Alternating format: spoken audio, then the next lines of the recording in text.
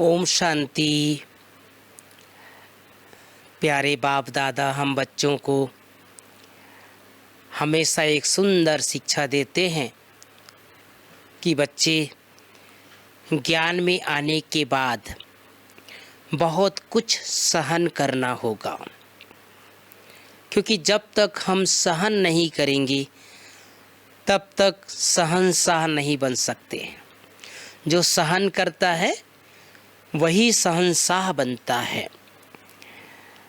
और ये सत्य है भाई बहनों। बाबा के बनने के बाद साकार बाबा को भी बहुत कुछ सहन करना पड़ा। बाबा अपना अनुभव सुनाते हैं।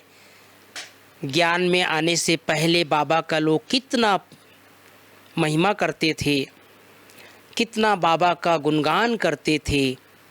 समाज में सुंदर बाबा का प्रभाव था। लेकिन जैसे ही शिव बाबा ने ब्रह्मा बाबा को अपना बनाया और बाबा की जो शिक्षाएं थी वो मुख्यतः नियम मर्यादा के अनुकूल थी।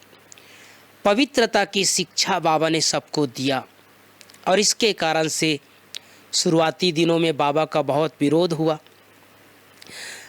बाबा कई बार सुनाया करते हैं कि बच्चे, एक बार अमेरिका के अखबार में छप गया था कि भारत में एक ऐसा दादा लेखराज निकले हैं जो कहते हैं कि मुझे 16,000 रानियां चाहिए और उसमें से 400 मिल गए हैं। तो सचमुच हम सब समझ सकते हैं कि ब्रह्मा बाबा के सामने भी कितनी बड़ी चुनौती आई, कितना सामना करना पड़ा, कितना सहन करना पड़ा। हम बच्चों के कारण, बाबा के कारण, बाबा को, साकार बाबा को, आदि पिता को, प्रजापिता को भी बहुत सहन करना पड़ा। हम बच्चे भी जब से बाबा के बनते हैं, कभी समाज के तरफ से, कभी परिवार के तरफ से और कभी कभी अपने रिश्तेदारों के तरफ से बहुत विरोध का सामना करना पड़ता है और उन सब के कमेंट्स कई बार सुनने को पड़ते हैं। लेकिन बाबा की ये सुंदर शिक्षा भी याद रहती है कि बच्चे, कुछ भी हो जाए सहन तो करना पड़ेगा। मुझे इस संबंध में एक छोटी सी कहानी याद आ रही है।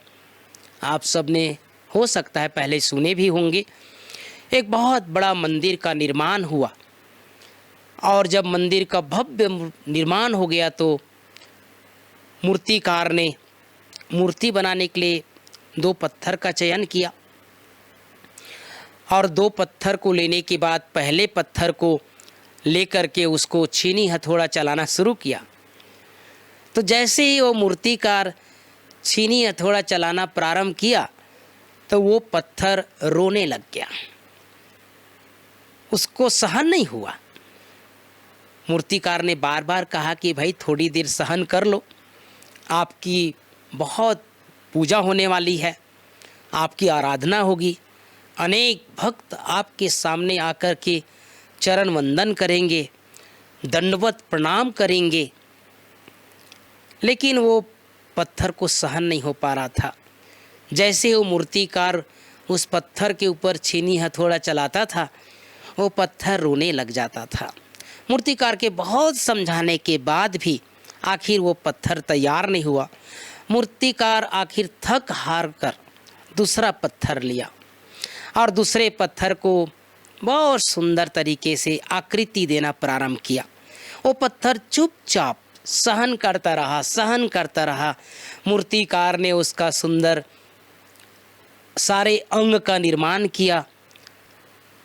आँख बनाया, कान बनाया, नाक बनाया, मुख बनाया, सिर बनाया, हाथ बनाया, एक सुंदर चैतन्य मूर्ति के रूप में आकृति दिया। अब जब पूरा वो मूर्ति तैयार हो गया तो उसकी भक्ति, पूजा पाठ, भावना के साथ उस भव्य मंदिर में स्थापित किया गया।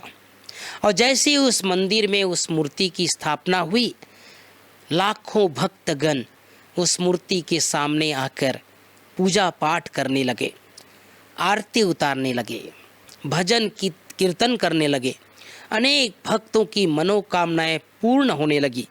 लोग उसके ऊपर दूध चढ़ाने लगे, फल चढ़ाने लगे। लेकिन दूसरा पत्थर जो रोने लग गया था, जिसने सहन नहीं कर पाया, उस पत्थर को कहाँ रखा? भाई बहनों, आपने देखा होगा मंदिर के बाहर एक बड़ा सा पत्थर रहता है जिसमें लोग जाकर के नारियल पटकते हैं, नारियल फोड़ते हैं और अंदर जाकर के उस नारियल को कई बार चढ़ाते भी हैं। लेकिन फोड़ते बाहर हैं।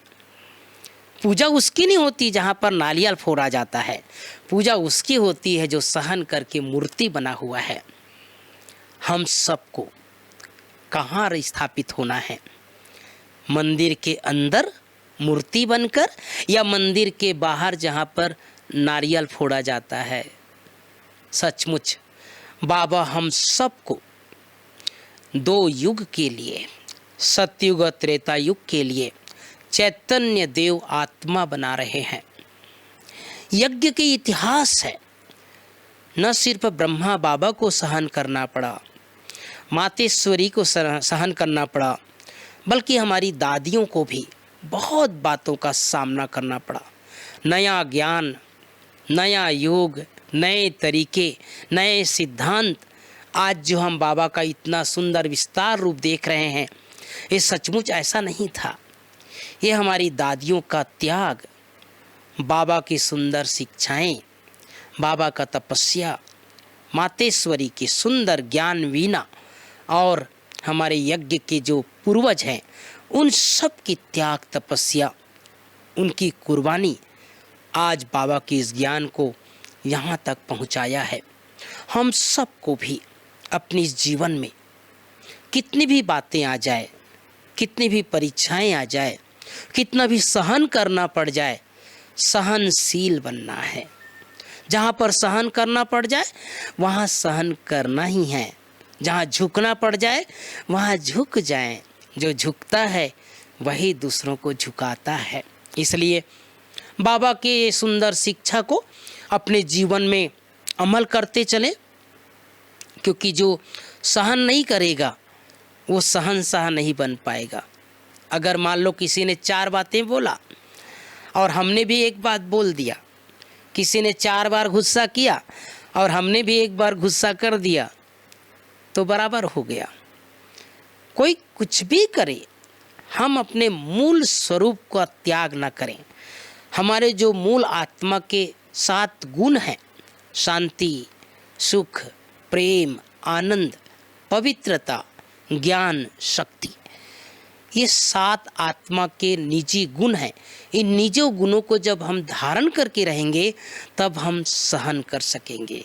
सहन करने के लिए बाबा ने एक बार कहा था, बच्चे सहन करने की आज्ञा किसने दी है? ये भगवान की आज्ञा है, शिव बाबा की आज्ञा है। और बाबा की आज्ञा का जो पालन करेगा वही भगवान का साथी बनेगा, वही भगवान का नाम रोशन करेगा, वही सहनशील बनकर सहनशाह बनेगा। ओम शांति।